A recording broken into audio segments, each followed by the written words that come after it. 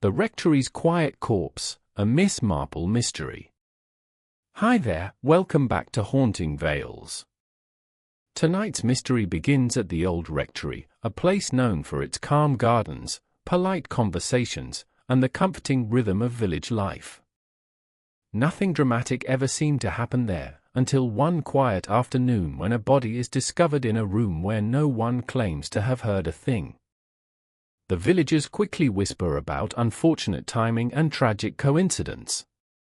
But Miss Marple notices the strange stillness surrounding the event, the doors that were left slightly ajar, the footsteps no one admits hearing, and the curious fact that the house seemed far too quiet for something so terrible to occur unnoticed.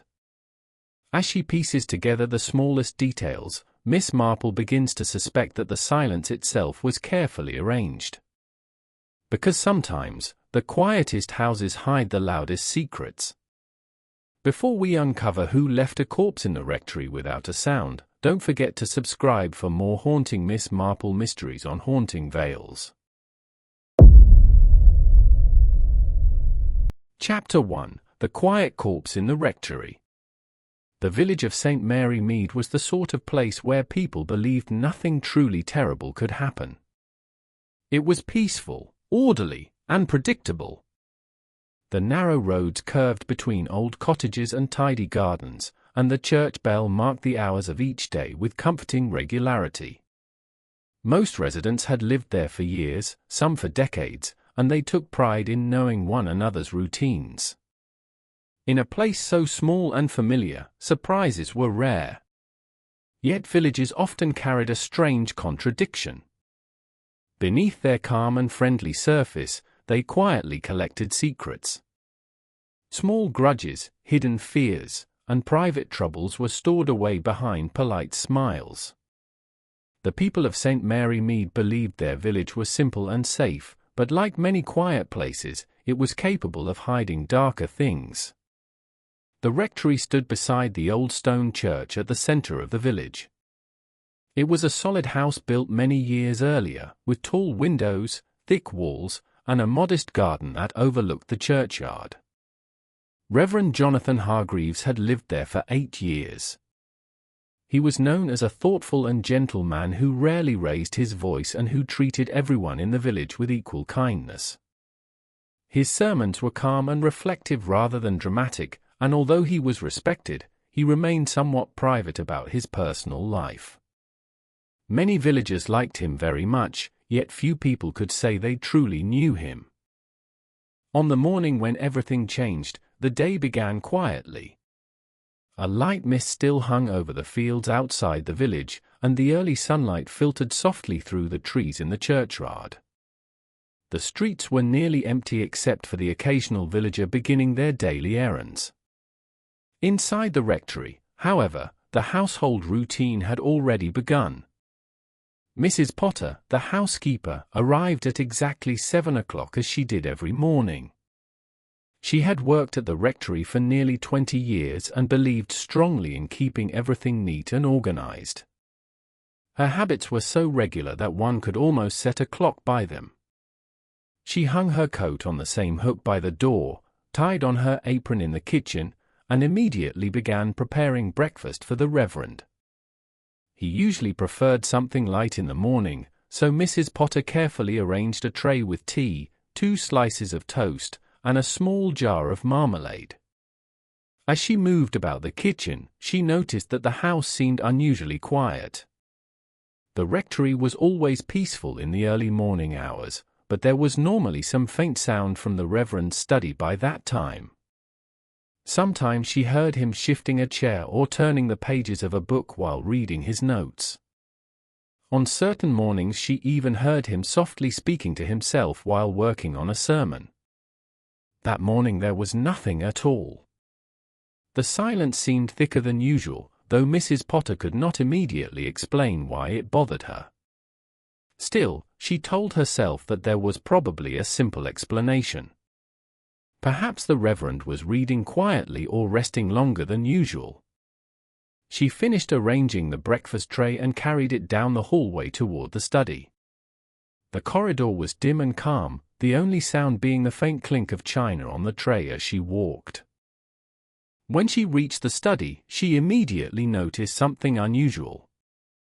The door was slightly open.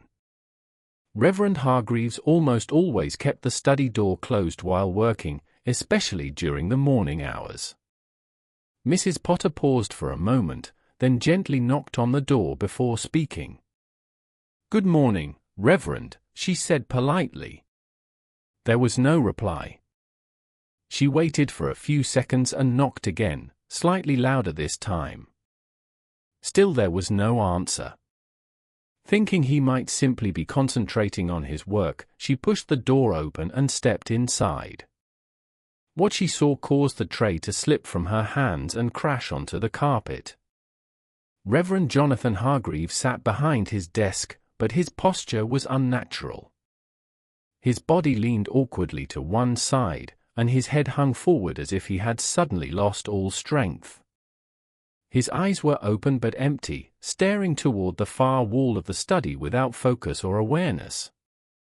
For a moment Mrs. Potter could not move, because her mind refused to understand what she was seeing. Then her gaze fell upon the thin dark line across the Reverend's throat.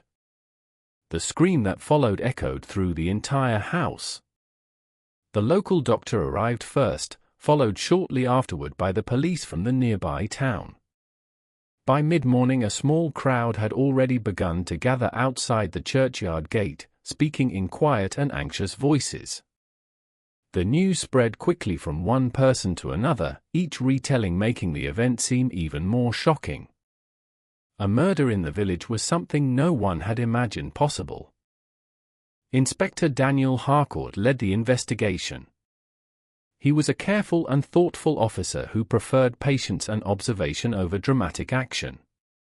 When he entered the Reverend's study, he did not speak immediately. Instead, he spent several minutes examining the room in silence. The doctor had already confirmed that the Reverend had been dead for several hours. The wound across his throat had been made by a sharp object, and a straight razor lay on the desk nearby. At first glance, the scene appeared strangely orderly. The desk was neat, the bookshelves undisturbed, and the windows remained closed. There were no signs of a struggle anywhere in the room.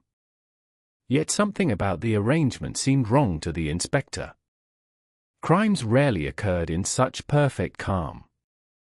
As he examined the desk more closely, he noticed a detail that caught his attention. The polished surface carried a thin layer of dust that had settled naturally over time.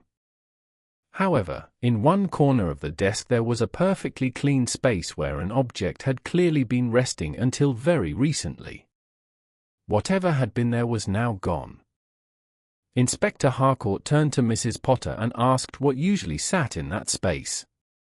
She hesitated for a moment before answering that the Reverend kept a small wooden letter box there. According to her, he stored important correspondence inside it. The inspector asked where the box was now, but Mrs. Potter could only shake her head in confusion. She had no idea where it had gone. The missing box immediately changed the direction of the investigation. If someone had removed it, that person had either taken it before the Reverend died or entered the study afterward.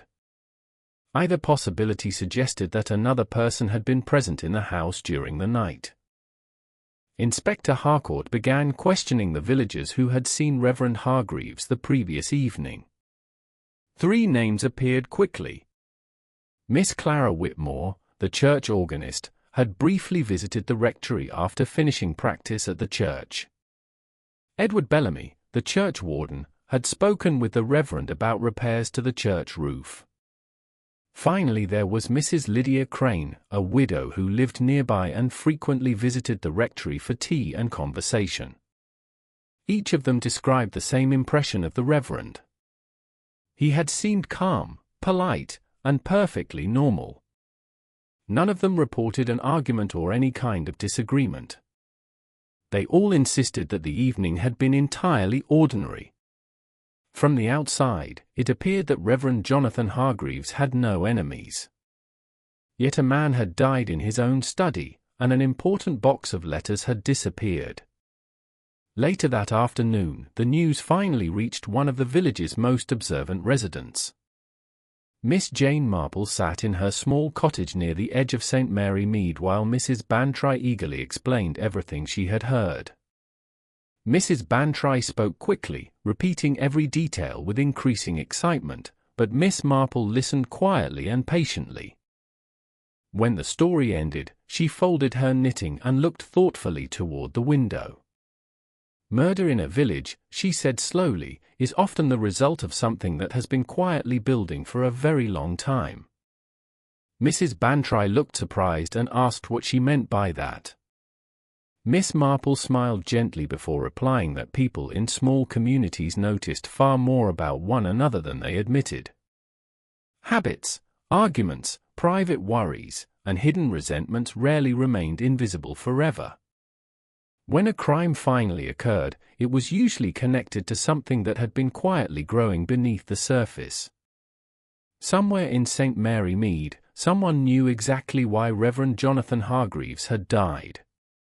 And sooner or later, that truth would begin to reveal itself. Chapter 2: The Silence Inside the Rectory. The death of Reverend Jonathan Hargreaves did not merely disturb the quiet rhythm of St. Mary Mead, it unsettled the village in a way few events ever had. People who had known one another for years suddenly looked at each other with quiet uncertainty. The familiar routines continued on the surface, but conversations became cautious and watchful. A murder inside the rectory was not something the village could easily accept. The rectory had always represented safety, order, and moral authority. To discover that a man had died there under violent circumstances made people uneasy in a way they struggled to explain. Inspector Daniel Harcourt understood villages well enough to know that fear and curiosity would soon begin to loosen tongues. For the moment, however, everyone insisted they knew nothing. Each person repeated the same calm story about the previous evening, claiming that Reverend Hargreaves had seemed perfectly ordinary. The inspector had heard such statements many times before. When people said nothing unusual had happened, it often meant they had simply failed to notice the details that truly mattered. He returned to the rectory that afternoon to examine the study again. The room remained exactly as it had been found earlier that morning. The desk still held the razor that had been used to cut the Reverend's throat. The doctor had already confirmed that the wound was precise and deep, which suggested the killer had used a steady hand rather than acting in sudden panic. That detail alone made the inspector doubt that the crime had been an impulsive act. Whoever had done this had likely arrived with a clear intention. The inspector walked slowly around the room, observing the arrangement of books, papers, and furniture. There were no overturned chairs or broken objects. The Reverend had apparently been seated when the attack occurred, and the position of the body suggested he had not expected violence. The killer had either approached him calmly or had been someone the Reverend trusted enough to allow close. Inspector Harcourt considered that possibility carefully. Trust was often the most dangerous element in crimes like this.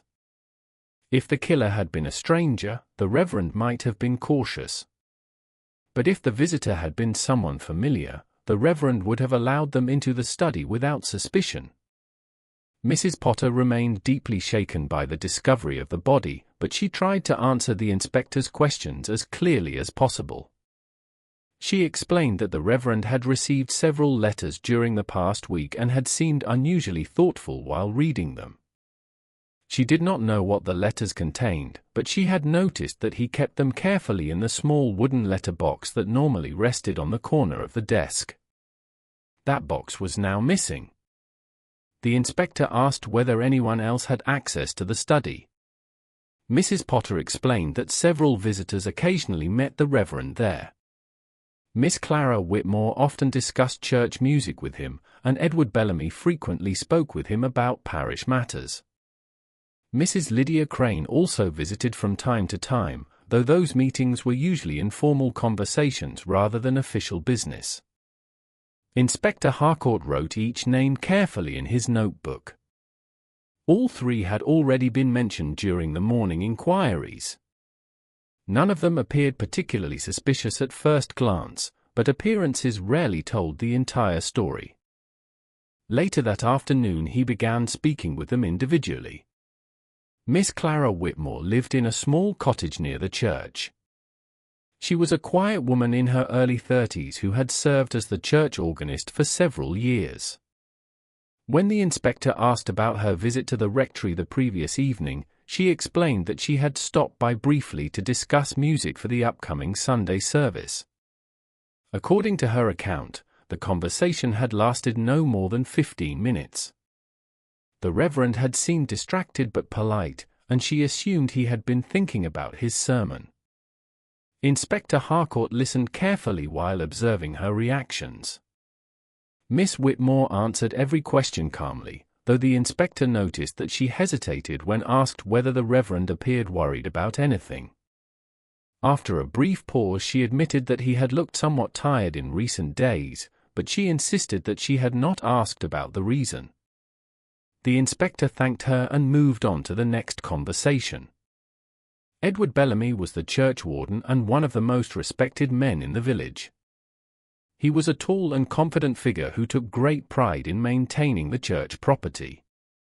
When questioned about his visit to the rectory, he explained that he had discussed repairs needed on the church roof after a recent storm. According to him, the meeting had been entirely practical and had lasted about half an hour. The Reverend had agreed that repairs were necessary but had asked for a few days to consider the expense. Inspector Harcourt asked whether the Reverend had seemed troubled during their discussion. Bellamy shook his head firmly and replied that the Reverend had been perfectly normal.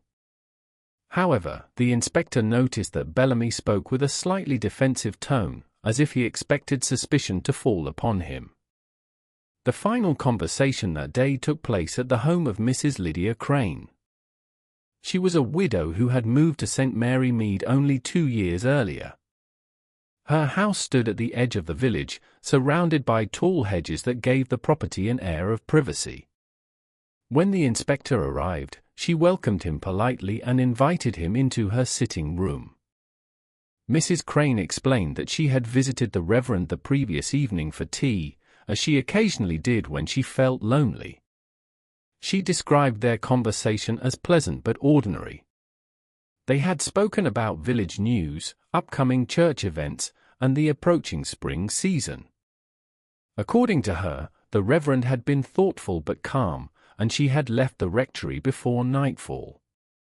Inspector Harcourt listened carefully to her explanation, but something about the conversation left him uneasy. Mrs. Crane appeared composed and cooperative, yet her answers felt rehearsed, as though she had prepared them in advance. The inspector had encountered such careful politeness before. It did not prove guilt, but it often suggested that someone was hiding more than they wished to reveal. While the inspector conducted these interviews, another mind in St. Mary Mead was quietly considering the situation from a different perspective. Miss Jane Marple had spent many years observing human nature. She believed that people behaved in predictable ways, and that understanding their habits could often reveal the truth behind even the most complicated events. When she heard about the Reverend's death and the missing letter box, she immediately sensed that the letters must be important. Important letters often meant important secrets. That evening she walked slowly through the village, greeting neighbors and listening carefully to casual remarks. People spoke freely to Miss Marple because they rarely believed she was collecting information. Yet she noticed small details others overlooked. She heard that the Reverend had recently received several letters with unfamiliar handwriting. She also learned that he had spent long hours alone in his study during the past week. To Miss Marple, these details suggested a clear possibility. Someone had written to the Reverend about something serious. Something serious enough to lead to murder. Meanwhile, Inspector Harcourt returned once more to the study late that evening. He stood beside the desk, looking again at the empty space where the wooden letter box had been. If the box contained important letters, the killer had likely taken it to remove evidence. That meant the motive for the crime was almost certainly connected to whatever those letters revealed. The inspector began to consider the three visitors again. Each had been alone with the Reverend at some point during the evening.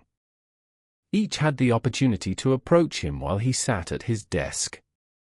But opportunity alone was not enough.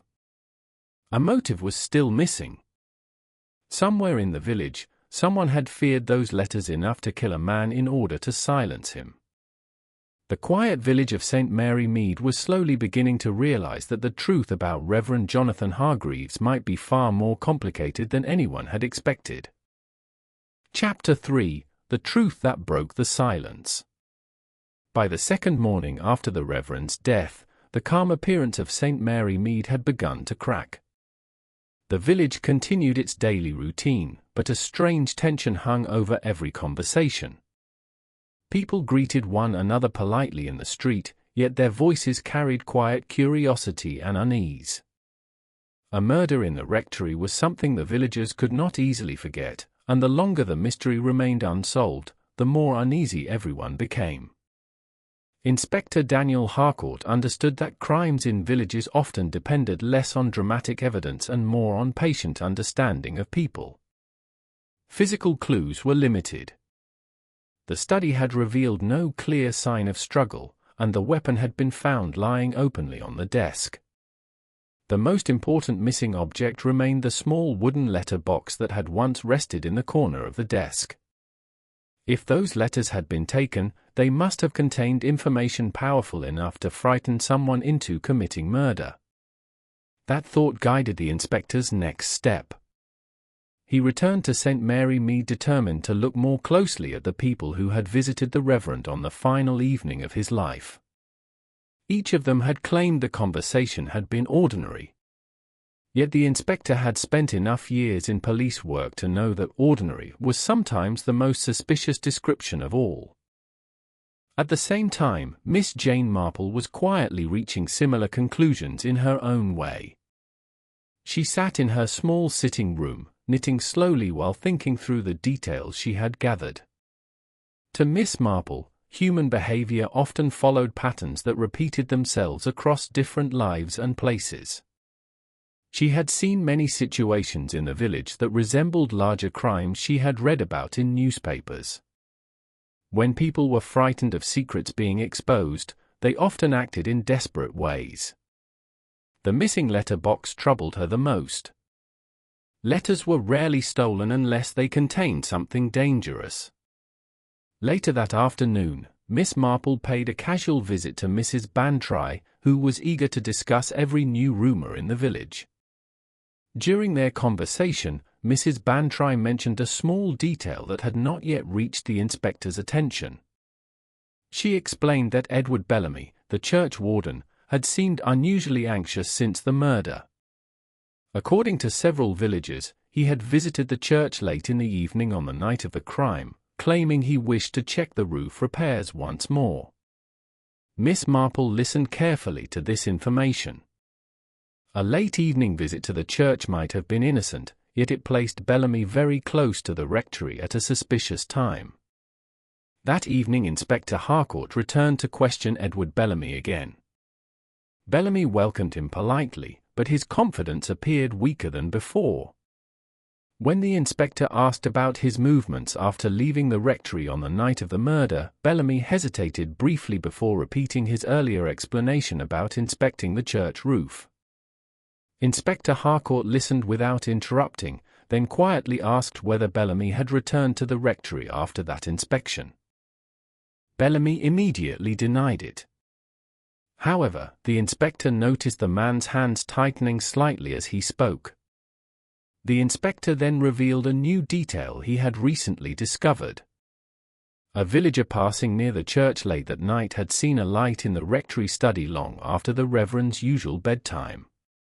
The witness could not clearly identify who was inside, but the light had been visible through the curtains. Bellamy remained silent for a moment. Inspector Harcourt calmly explained that if Bellamy had returned to the rectory, it would be better to say so now rather than later. Silence only made the situation appear more suspicious. The tension in the room grew heavier. Finally, Bellamy admitted that he had indeed returned briefly to the rectory that night. He claimed he wished to discuss the church repairs further because he had suddenly remembered an important detail. When he arrived, he said the Reverend had been sitting in the study reading letters. According to Bellamy, the Reverend appeared troubled and told him that certain matters from the past had recently returned to cause serious concern. This statement immediately captured the inspector's attention. Bellamy continued, explaining that the Reverend had refused to discuss the matter in detail but had hinted that someone in the village might soon face public embarrassment if the truth became known. Bellamy insisted that he had left shortly afterward without further discussion. Inspector Harcourt considered this new information carefully. If the Reverend had indeed been preparing to reveal something damaging about someone in the village, that person might have had a powerful motive for murder. The inspector asked Bellamy whether the Reverend had mentioned any names. Bellamy shook his head but added that the letters on the desk had seemed to upset him deeply. This detail confirmed the inspector's earlier suspicion. Those letters must have contained the key to the entire mystery. At this point, Miss Marple requested a meeting with the inspector. Though she had no official role in the investigation, her observations about village life had proven surprisingly accurate in the past. During their conversation, she explained a theory based on human behavior rather than physical evidence. Miss Marple suggested that the Reverend might have recently discovered something troubling about one of the villagers, possibly connected to events before they arrived in St. Mary Mead. Letters from the past could easily expose such secrets. If the Reverend intended to reveal the truth, the person involved might have felt desperate enough to silence him permanently. The inspector asked which villager she believed capable of such desperation. Miss Marple answered calmly that the most likely person was someone who had something serious to lose if their past became known.